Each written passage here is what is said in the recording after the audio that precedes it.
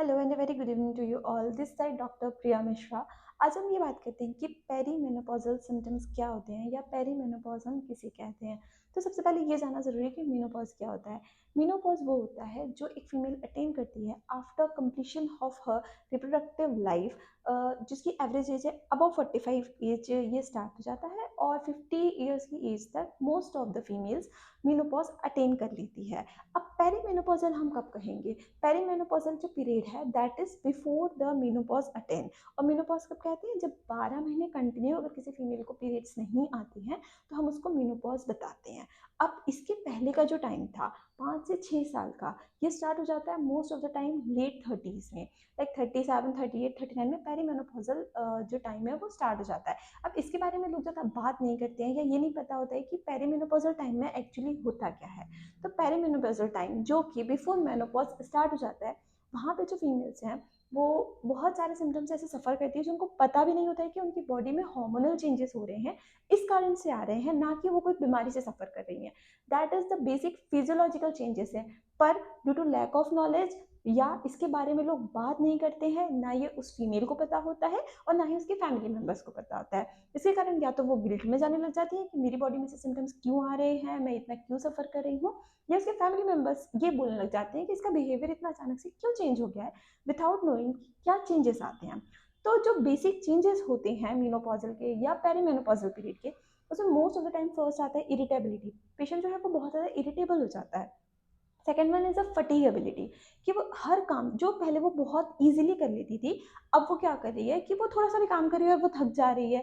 क्यों? क्योंकि मसल्स में पेन है, बोन्स में वीकनेस आ जाती है, कैल्शियम की कमी हो जाती है, बॉडी से सडन एस्ट्रोजन और प्रोजेस्टेरॉन कम हो जाता है। जैसे ही वो चीज़ें कम होने लगती हैं तो जो सिम्टम्स हैं वो सडन जो हार्मोनल चेंज हो रहा है, हार्मोनल शिफ्ट हो रहा है, उसके कारण ये सिम्टम्स प्रोड्यूस होते हैं। तो यहाँ पे इरिटेबिलिटी आएगी, पेशेंट जो है वो बहुत जल्दी थक जाएगी।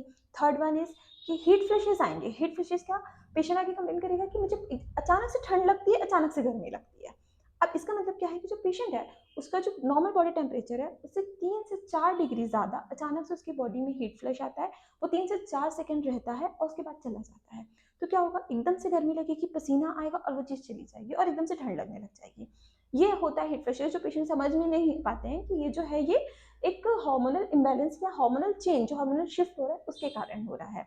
नेक्स्ट क्या, हमारे जॉइंट्स में पेन होने लग जाता है क्योंकि कैल्शियम कम हो रहा है। बॉडी जो है वो कैल्शियम एब्जॉर्ब करना कम कर देती है। बहुत सारी फीमेल्स में यहाँ पे हाइपरटेंशन, डायबिटीज स्टार्ट हो जाता है। नेक्स्ट वन इसकी वेजाइनल ड्राइनेस आ जाती है। सेक्सुअल एक्टिविटी में जो एक प्लेजर था वो खत्म होने लग जाता है। सर इसके बाद आता है कि लॉस ऑफ स्लीप।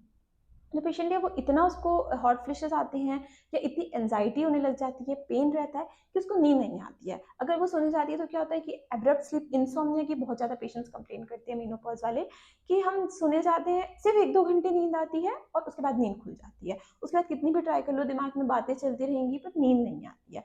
इसका मतलब क्या है कि इंसोम्निया हो रहा है। अब किसी को इस चीज़ का नॉलेज नहीं है कि ये फिजियोलॉजिकल चेंजेस हैं और इसके लिए अलग अलग दवाइयाँ लेने की ज़रूरत नहीं है कि अगर हमें जोड़ों में दर्द हो रहा है तो हमने पेन किलर्स ले ली, या हमें नींद नहीं आ रही है तो हमने जाके स्लीपिंग पिल्स ले ली। ये चीज़ें और बिगाड़ने लग जाती है। क्या किसी भी फीमेल को इस गिल्ट में जाने की ज़रूरत नहीं है कि मैं अचानक से इतनी चिड़चिड़ी क्यों हो गई हूँ, क्योंकि ये सारी जो है ये हार्मोनल शिफ्ट है। तो ये एक नॉलेज होना चाहिए हर फीमेल को कि पेरीमेनोपॉजल सिम्टम्स क्या होते हैं। उनके फैमिली मेंबर्स को इस बारे में अवेयरनेस होनी चाहिए कि अगर इसको हिट फ्लैशेस आ रहे हैं तो ये क्यों आ रहे हैं और इससे हम क्या सपोर्ट कर सकते हैं। अब मोस्ट ऑफ द टाइम ये होने लग जाता है कि जो फीमेल है वो पेरीमेनोपॉजल पीरियड में है और जो बच्चे हैं वो टीनेज में है, तो वहाँ पे एक कॉन्फ्लिक्ट डेवलप हो जाता है क्योंकि टीनेज में बच्चों के हार्मोन चेंज हो रहे हैं और यहाँ पे फीमेल के, तो वो आपस में एक दूसरे को समझ नहीं पाते। तो अगर हमें ये चीज़ पता होगी या फीमेल को ये चीज़ पता होगी कि मेरा बच्चा ऐसे क्यों रिएक्ट कर रहा है, या बच्चे को ये पता होगा कि मेरी मदर ऐसा क्यों रिएक्ट कर रही है, तो जो कॉन्फ्लिक्ट्स हैं ये डेवलप नहीं होते। तो these are the basic symptoms of perimenopause. अगर इससे रिलेटेड और भी कोई आपको जानकारी चाहिए या इससे कोई भी रिलेटेड प्रॉब्लम है तो आप कमेंट बॉक्स में कमेंट कर सकते हैं। Thank you. Please do like and subscribe.